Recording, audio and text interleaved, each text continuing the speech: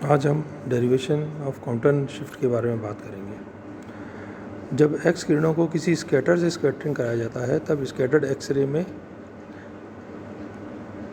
आपाती x किरण से अधिक तरंगदैर्घ्य की एक्स किरणें पाई जाती हैं। इस घटना को क्वांटम इफेक्ट या क्वांटम प्रभाव कहते हैं।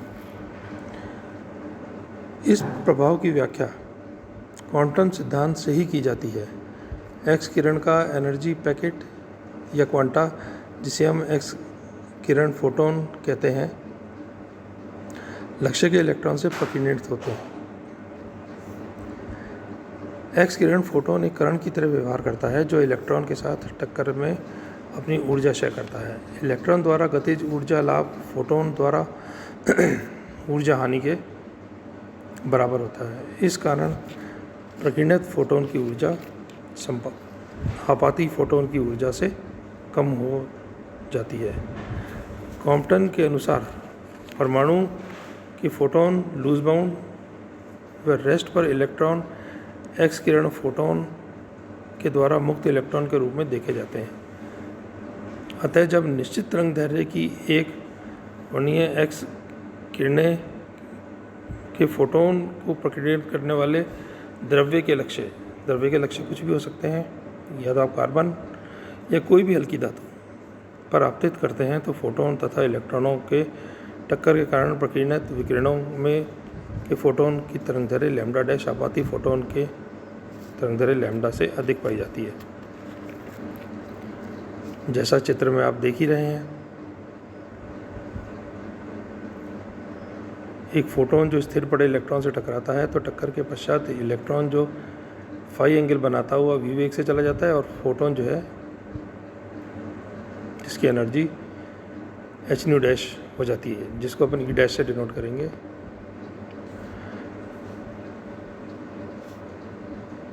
या पी डैश की वैल्यू हो जाएगी h nu dash upon c which is equal to E dash upon सी।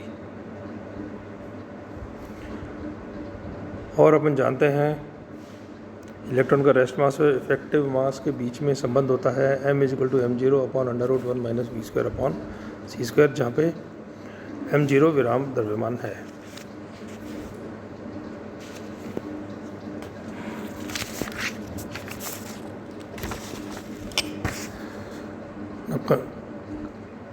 संवेग और ऊर्जा के संरक्षण सिद्धांत से अपन कह सकते हैं कि p dash plus 0 is equal to p dash plus p, या p is equal to p minus p dash, या p square is equal to p square plus p dash square minus 2 p p dash cos theta, या this is equal to 1 upon E square plus E dash square minus 2 E dash cos theta. और energy के संरक्षण के सिद्धांत से अपन कह सकते हैं कि E is equal to E plus m0 square is equal to E dash plus p0 square C square plus m0 square c4। इनको स्क्वायर करके सॉल्व करने पर अपने पास इक्वेशन आएगी कि p square is equal to 1 upon C square E square plus E dash square minus 2 E dash plus 2 m0 C square E minus E dash. समीकरण 1 और 2 इनकी तुलना करने पर अपन कह सकते हैं कि minus 2 E dash cos theta this is equal to minus 2 E dash plus 2 m0 C square E minus E dash.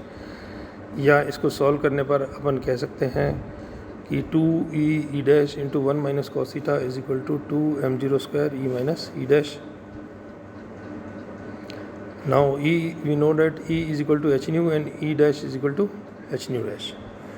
तो अब ये इक्वेशन अपनी बन जाएगी 1 minus cos theta upon m0 C square which is equal to E minus E dash upon E dash, या 1 upon E dash minus 1 upon E is equal to 1 minus cos theta upon m0 C square, या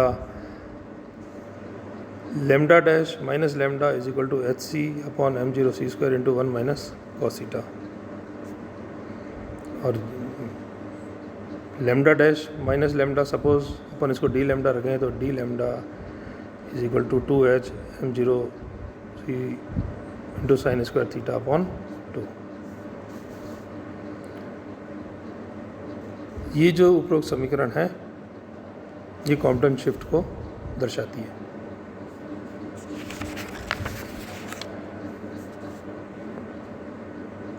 और इससे अपन ये conclusion निकाल सकते हैं कि D lambda is greater than lambda. D lambda Compton shift incident radiation की फ्रीक्वेंसी पर निर्भर नहीं करता है, यह केवल स्कैटर एंगल पर ही निर्भर करता है। और यदि थीटा इज इक्वल टू 0 हो जाए तो d lambda is equal to 0, that means lambda dash is equal to lambda. यदि theta is equal to 90 degree तो d lambda is equal to h upon m0c, and यदि theta is equal to 180 degree then d lambda is equal to 2h upon m0c which is equal to 0.48 angstrom. अर्थात scatter angle 0 से 180 degree के परिवर्तन में तरंगदैर्घ्य के मान में 0.048 angstrom के मान पर वृद्धि हो जाती है। Thank you.